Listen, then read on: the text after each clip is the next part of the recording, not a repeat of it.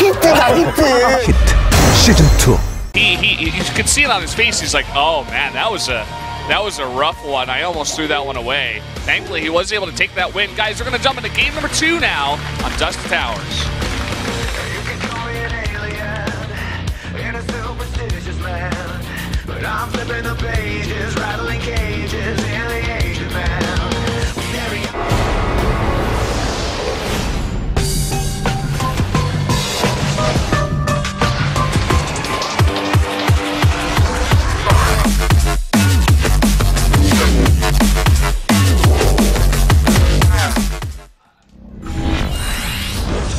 Welcome to Dust Towers, everybody's favorite map, of course. And up here in the top right in the red, the Protoss player from KT taking that last game. It is Stats.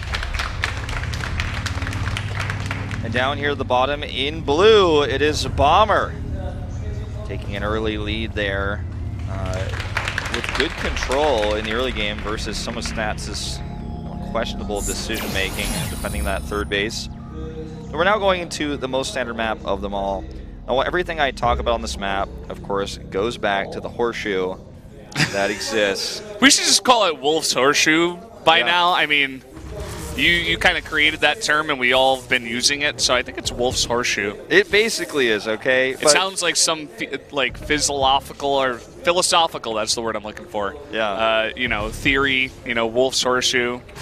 Yeah, I mean, it's probably gonna be like a wiki article about it in 20 years when people start using it to describe even more opportunity costs and other decision making you have to do and Murphy's Law type stuff. But anyway, the horseshoe, just to describe it to you guys, for those who might not have heard me talk about it before, is basically when you look at, see the bottom left of the mini-map right now, the bottom left of your screen, the third base and the main, there's airspace between those that drops can use to harass. A ground-based army with no air defense will have to walk in a U-shaped horseshoe up a ramp and then down a ramp to defend. By the time you get back to your third base, or your backdoor base, the drop picks up and goes to your third. And then if you want to walk back, you have to walk in that same U-shaped formation, and it takes a long time. So you need, mostly Protoss use Void Rays for this, you need some sort of air defense to deal with that Terran pressure, which is so strong on this map. It's very easy for a Protoss to take a third base and then use that tech to take a fourth as well. So I think this map, personally, if you can't get harassment done, is a very Protoss favored map. You see a Stats fan here. You said he'd been attending for 7 years, that guy? That's a true fan. Oh, okay, the first time he came to the match after 7 years. Okay, that's the real translation. Got that from our PD. Robotics facility coming down here. This is interesting. This is pretty risky, what he's doing. But perhaps he's learned, he's gotten some information, perhaps insider or leaked info, that Bomber is liking to go triple CC on this map, which Bomber actually in the past was famous for doing this versus Protoss, even back in Wings of Liberty on larger maps like Terminus Re, and even more medium tier maps like Whirlwind, he would do this versus Protoss players a lot. So perhaps Stats is just assuming that he's not going to take the harassment route as players like Reality would do, or Reality would do a more ground-based push. He's just going to assume that he's going for a greedier build, and we'll try to punish it. Let's see what comes down next here. A Prism. It looks like it's just going to be a very quick Adept drop into probably an Immortal pressure attack that could end up being an all-in depending on how much damage the Adept drop does. Yeah, we've seen this before. It's a very strong build, especially against triple CC. So we'll see if Bomber can identify this as coming and how he does handle this. This is so funny because it's just, if you don't deal with that, you're going to lose your depot. And if you lower the depot, he's going to scout you. It's so difficult to deal with if your Marines are predisposed outside. Wow, an Immortal quickly here, very quickly in fact. There's the gateway. 3 gates in fact, so it's going to be a 4 gateway timing. Wow. Yeah, so not going to be 100% all in here. Of course, he is still making probes back at home, but it's going to be a very strong pressure, most likely at the front with those Immortals. And he is going to go for the Adept drop first, as you were saying. Yep, this is to get a tempo advantage, so that's harder for Bomber to produce units on the defense. So the longer the game goes on, it's just tougher for him to actually have enough stuff. 5 gates in total he's committing to. Okay, so this may actually be an all-in. That's going to be a 7-gate robotics proxy all-in here on this map. And you know what? versus this many Marines, I think he should actually be fighting the Marines, but it's too late now. Okay, being a bit indecisive there.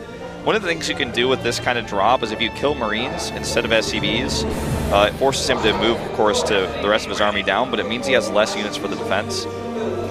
If you kill SCVs, obviously that still hurts the reinforcing power. You could even block this. Did not.